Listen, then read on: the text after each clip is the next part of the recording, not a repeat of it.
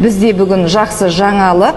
Мен азаматтық сотта да, қылмыстық істе де өткізілген сот медициналық сараптамасы жалған диагноздар қойылған жалған анықтамаларға сүйеніп шешім шығарғандығын айтып келген болатынмын. Алматы қаласы Медеу ауданының прокуратурасы және қала прокуратуралары менің қолымда дәлелдерім бола тұрса да, сіз айтып жүрген құжаттарға сот медициналық сараптамалары сүйенбеген деп жауап берген еді. Мен әділет министрінің қабылдауында өзімнің 4 мәселемді көтерген кезімде министр тиісті мекемелерге осы көтерілген айтылған мәселенің барлығы тексерілсін деп қатаң тапсырма берген болатын.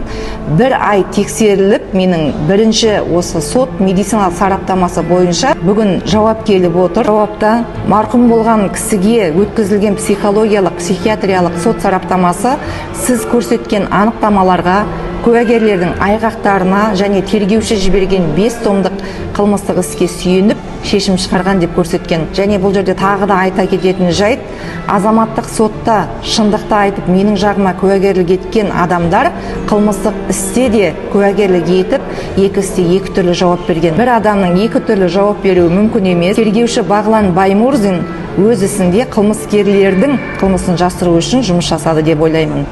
Себебі көптеген адамдардың сөздері бұрмаланған. Мүмкін қаншама адамды жауапкершілікке тартып, қаншама адамды қызметтен босатқанша бір адамды алдап құтылайық деген шығар. Енді бұл өзімнің жеке ойым. Менің де өз қазағыма қастандық жасағым келмейді. Менің мақсатым қылмыскерлерді құрту емес, шындыққа жету.